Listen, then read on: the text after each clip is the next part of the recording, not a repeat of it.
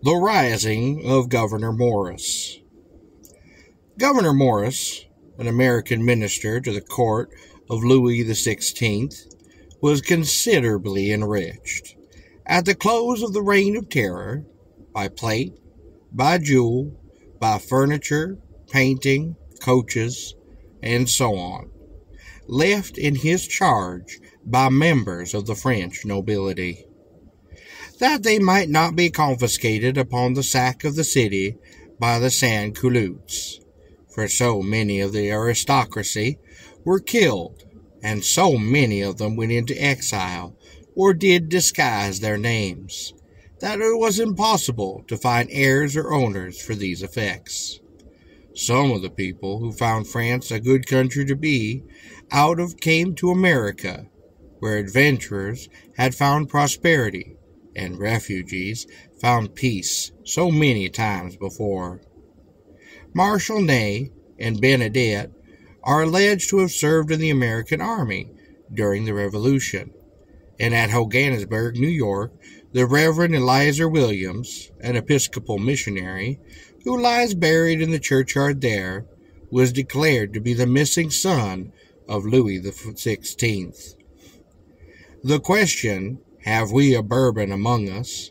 was frequently canvassed, but he avoided publicity and went quietly on with his pastoral work.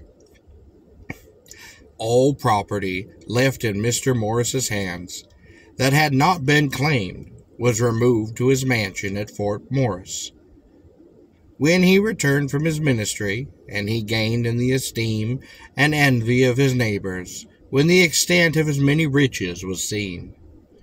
Once at the wine, he touched glasses with his wife, and said that if she bore a male child, that son should be heir to his wealth.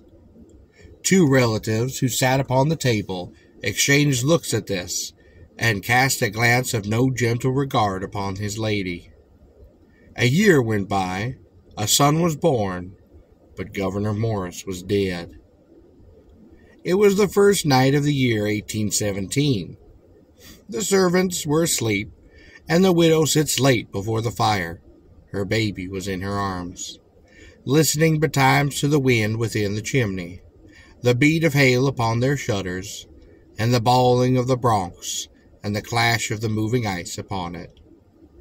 Yet thinking of her husband, and the sinister look his promise had brought to the faces of his cousins, when a tramp of horses is heard without, and anon a summons upon the door.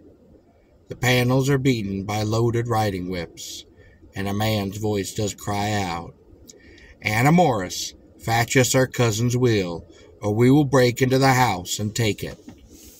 The woman did clutch the infant to her breast, but she makes no answer. Again upon the clattering of the whips, but now a mist is gathering upon the room, and a strange enchantment comes over her. For are not the lions breathing upon the coat of arms above the door, and are not the portraits stirring within their frames? They are indeed.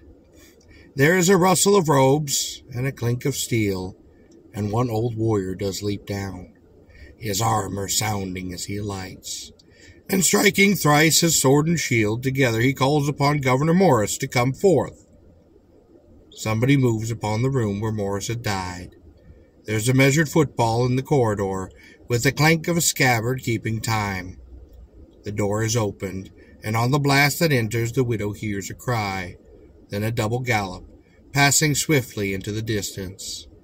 As she gazes, her husband does appear, apparelled as he had once upon in life, and with a smile he takes a candelabrum from the mantel, and beckoning her to follow, moves from room to room. Then, for the first time, the widow knows to what wealth her baby has been born.